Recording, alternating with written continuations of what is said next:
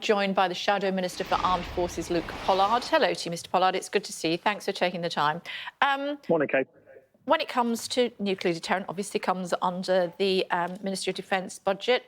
Keir Starmer previously said the party would aim to raise defence spending to 2.5% of GDP as soon as resources allow. When will that be, do you think?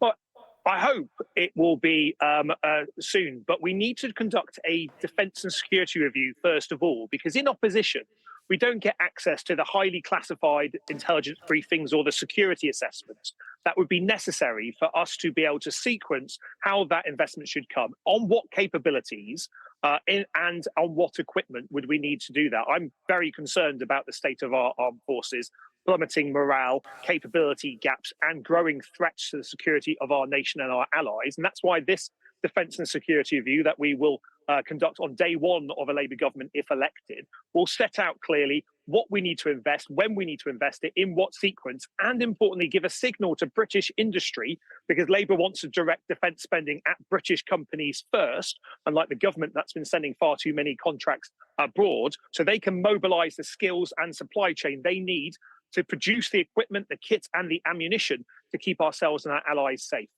OK, if we look to what's happening in the Middle East, if we look to what's happening with Russia, if we keep an eye on the sleeping dragon, we can't afford not to do it almost straight away, surely. Well, you're certainly right that the threats to the United Kingdom and to our allies are increasing. And that's one of the reasons why Labour and Keir today are setting out our commitment to get to 2.5%. And importantly, that commitment to the bedrock of national security in the United Kingdom, which is our continuous at-sea nuclear deterrent, building those 4 nuclear submarines in Barrow and making sure they get the upgrades and equipment they need to maintain that deterrent. That has to be the foundation, the bedrock of our defence. But we also need to make sure that our Army, Air Force and Navy have the equipment and the personnel they need.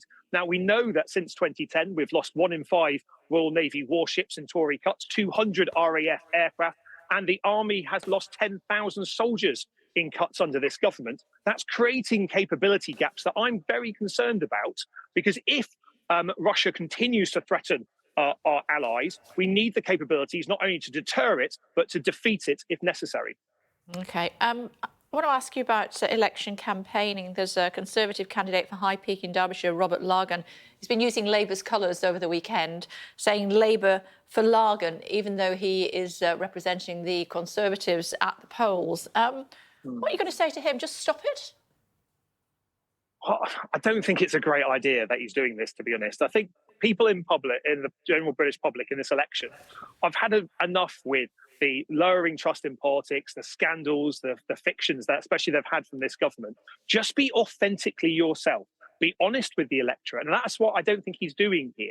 If he's got a record he's proud of, stand on it. If he wants to stand as a Conservative candidate, at least make a token effort to support the government. I think voters will see through this pretty quickly. And that's why Labour candidates are proudly saying they're Labour on all their literature, on all their leaflets, on all the digital ads, making the case for the change that Britain needs. We're not hiding our colours under any circumstances.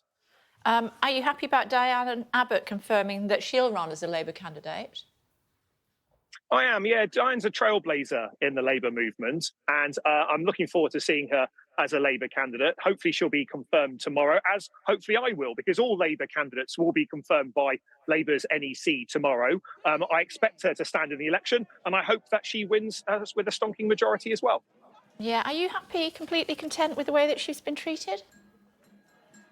Well, I think if you ever get to the point where your internal processes are splashed across the media, that's probably not the best option for you. But Diane is someone that I'm happy is standing. She's a figure that is a really important trailblazer within our movement. I mean, I was in primary school when she's first elected, so virtually for my entire life, she's been leading the equality fight. And I hope that she'll continue doing so in the next Parliament as well. So you were disappointed with the way she was treated?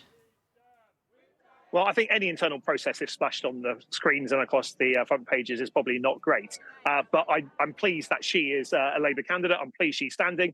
And I look forward to getting back to be able to talk about the issues that I think genuinely people care about: the NHS, our defence, making sure we're keeping our country safe, rather than the intricacies of Labour Party selections. What about private schools? and adding VAT onto private school fees. How will this Labour government deal with what has been predicted as an exodus of students from private schools then into the state sector? So that's two issues really for you, overcrowding in the state sector and not as much money from the VAT as you'd hoped.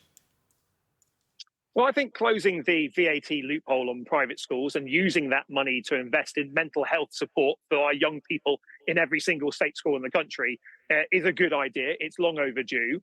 We know that private school fees have increased by 20% in the last few years anyway, showing that there's already been the ability to absorb that type of increase within that area. And if people choose to educate their child in the state sector, a place is provided for them.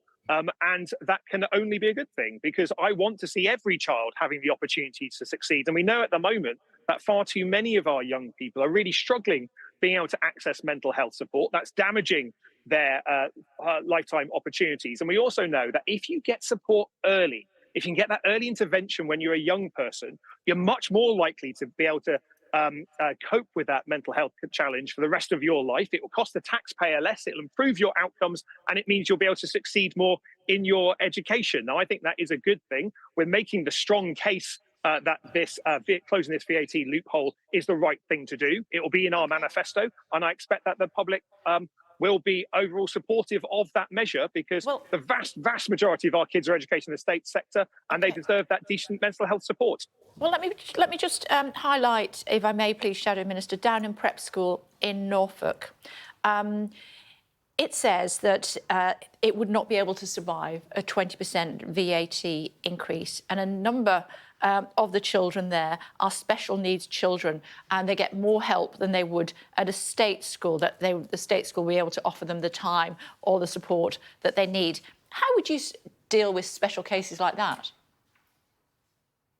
Well, I think that underlines actually why, after 14 years, we need to have more investment in our education system across the board, because we know that young people with special educational needs and disabilities are being let down by this government. They do need additional support, but the ability for them to access a private education is only available for a tiny percentage of families in this country. What Labour's been setting out with our education plans and with Bridget Phillipson, the Shadow Education Secretary, is an ambition to improve standards and support in all our schools. That has to be the priority for anyone aspiring to be in office in Britain. Support every single school and support our kids with SEND needs. Now, that's not happening at the moment. I'm expecting in the days and weeks ahead, Bridget will be setting out more of those plans around education. But we already know from Keir announcing the first steps that a Labour Party in government would take, that recruiting 6,500 new teachers, and in particular to give that additional support for those children that may need extra help, is one of our first steps if we are elected on July the 4th. And that tiny minority of people that can afford a private education for their children, of course, included Diane Abbott. Well, I'm afraid I'm a really broody man and I want kids, but I'll be sending my kids to a state school if me and the other half manage to have kids that we're looking forward to. It's up to parents where they send their kids, but I would expect the vast majority of your viewers at this point will be wanting their kids in, if they go to a state school, to get the good support and help that every child needs in those state schools. And that's what Labour's been setting out. It is a little bit do as I say, not as I do, though, isn't it? It would appear on the surface. Not you, but certainly with Diane Abbott and other members of the Labour Party. Well, I think that's a decision for Diane. I think also that was a decision that, to be fair, was taken quite some time ago. What difference does that make? We're fighting the 2024 general election here. We've set out clearly our priorities to support young people, hiring additional teachers. And today we're setting out our priorities to secure the national security of our country. That, I think, is where voters want us focused on. And that's what we'll be setting out later today when Keir makes his announcement around Labour support for defence in the northwest of England. OK, good to talk to you. Thank you. Thanks, Kay.